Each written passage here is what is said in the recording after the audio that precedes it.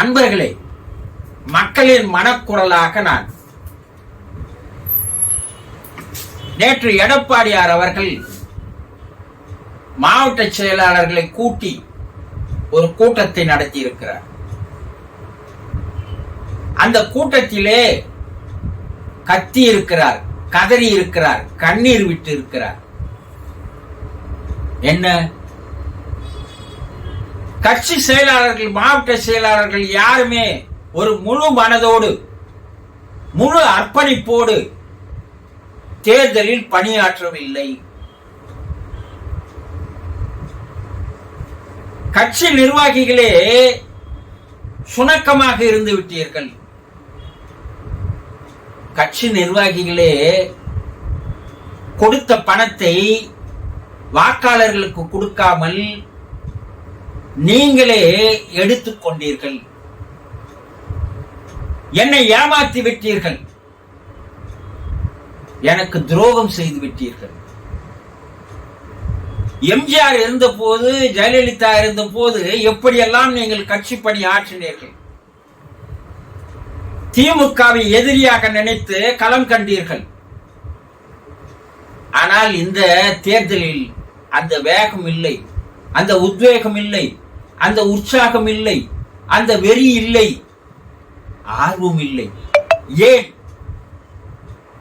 ஏன் இப்படி செயல்பட்டீர்கள் என்று மாவட்ட செயலாளர்களிடம் பல புகார்களை அளிக்க இருக்கிறார்.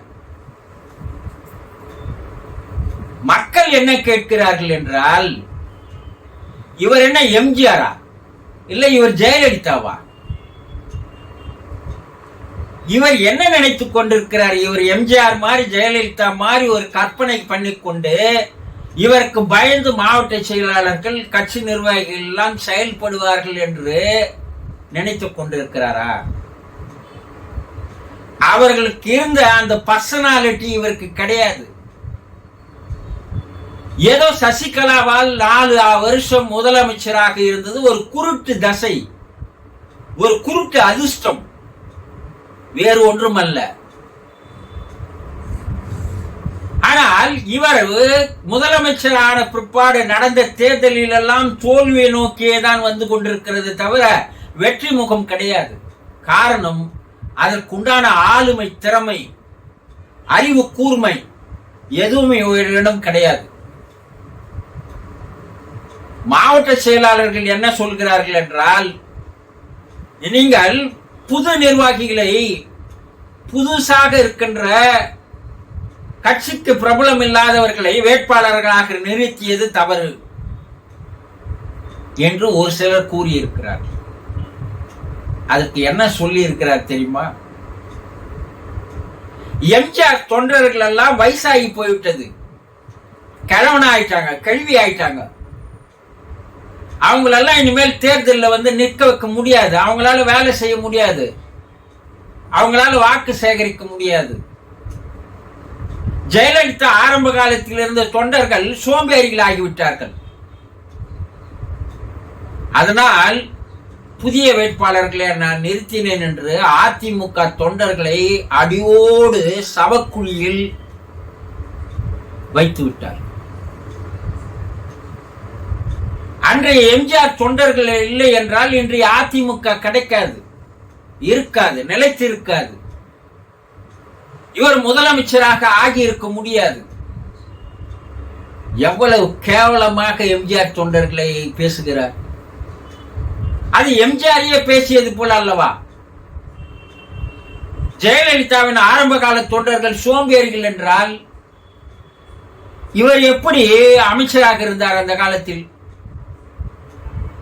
அதிமுக தொண்டர்களிடையே ஒரு குமரல் ஏற்பட்டிருக்கிறது இவருடைய பேச்சு வெளியே வந்து. இரண்டாவது, மாவட்ட செயலாளர்கள் என்ன பேசுகிறார்கள் என்றால், இவர் கொடுத்த பணத்தை நாங்கள் சுருட்டி கொண்டோம் என்று சொல்வது எந்த வகையில் நியாயம்? இவர் கொள்ளையடித்த, ஊழல் செய்த பணத்தை இவர் மட்டும் அனுபவிக்கலாம், அந்த பணத்தை கொடுத்தா நாங்க அனுபவிக்க கூடாதா? நாங்கள் மாவட்ட செயலாளர்கள் எங்களை வேட்பாளர்களாக நிறுத்தவில்லை. புதிதாக இருப்பவர்களை கூப்பிட்டு நிறுத்திவிட்டு அவனுக்காக நாங்கள் சவாரி செய்தால் எப்படி இத்தனை ஆண்டுகள் நாங்கள் உழைத்தது கட்சியில் யாரோ ஒரு புதியவன் வந்தான் அவனுக்கு வேலை செய்வதற்காகவா என்று கும்பிடுகிறார்கள். நியாயம் தானே? இதுல என்னன்னா 29 புதிய வேட்பாளர்கள் நிறுத்தினார். வேட்பாளரை தேர்வு செய்வது முதல் முறைவர். இதிலேயே அவர் கோட்டை விட்டு விட்டார். இதிலேயே அவருடைய ஆளுமை திறமை இல்லை, ஆட்சி திறமை இல்லை. எல்லாரையும் கூப்பிட்டு நீங்க எவ்வளவு செலவு பண்ணுவீங்க? ஒவ்வொருத்தரும் வாய்க்கு வந்தபடி 10 கோடி செலவு பண்ணுவேன், 20 கோடி செலவு பண்ணுவேன்னா அதை நம்பி இவர் கொடுத்தார்.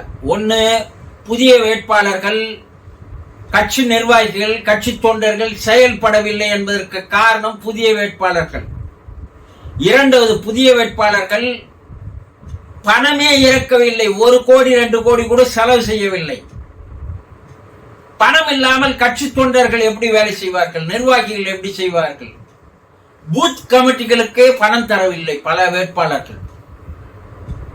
இவர் யாரெல்லாம் பெரிய பணக்காரர், ஆற்றல் அசோக்குமார் 50 கோடி செலவு பண்ணுவார் என்று நிறுத்திய அவர் 4-5 கோடி கூட செலவு பண்ணவில்லை.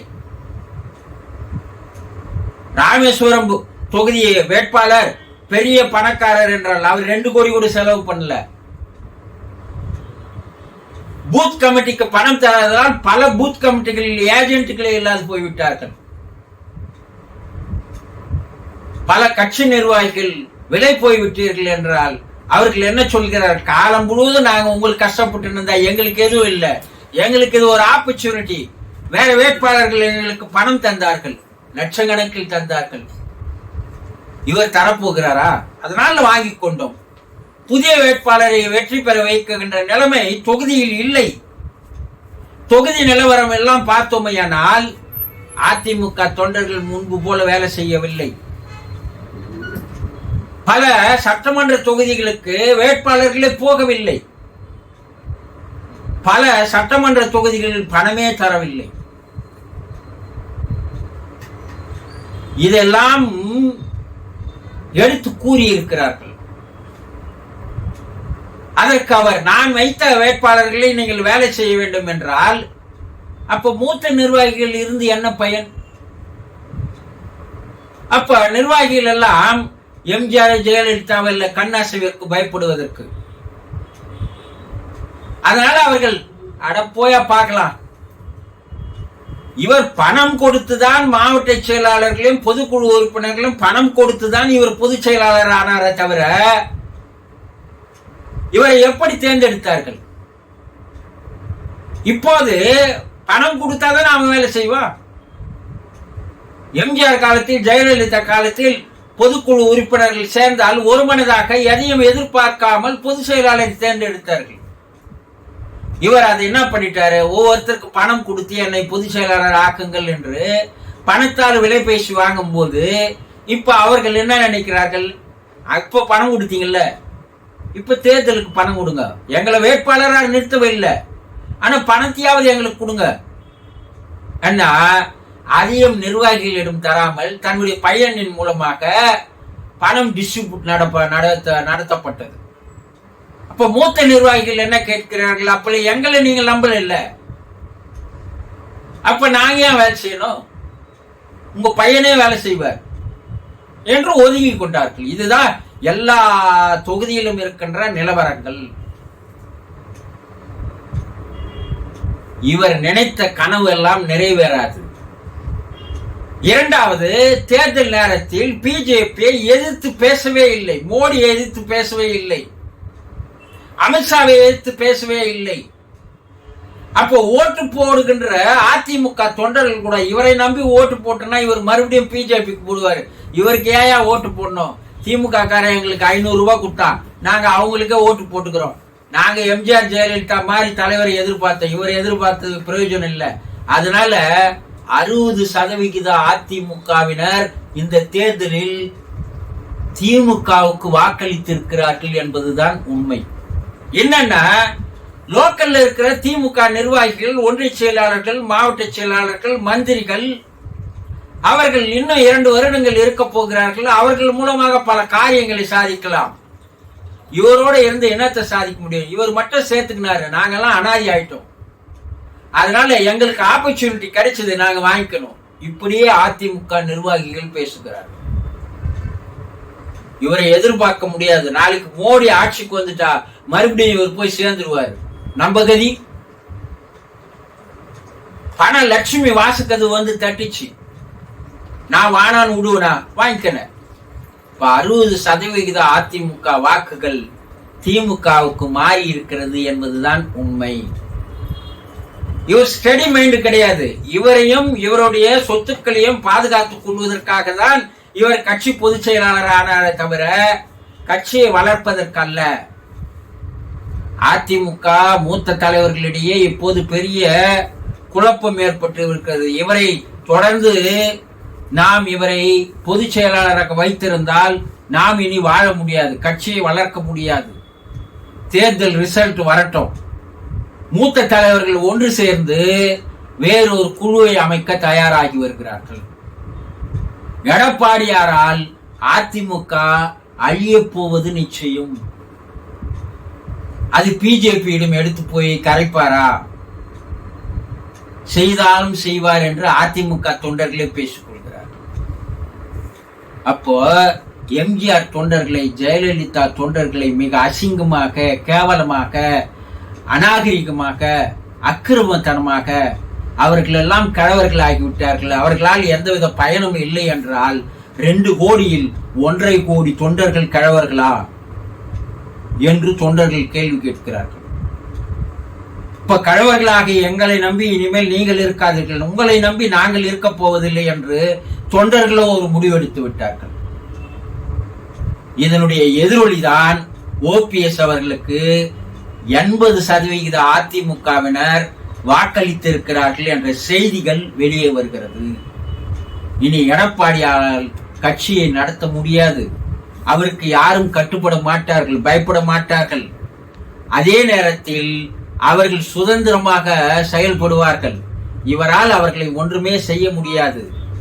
தேர்தலுக்கு பின்னால் என்ன கதி ஆகப் போகிறது என்பதை பொறுத்திருந்து பார்க்கலாம் என்று மக்கள் பேசிக் கொள்கிறார்கள். மக்களுடைய மனக்குரலாக நான்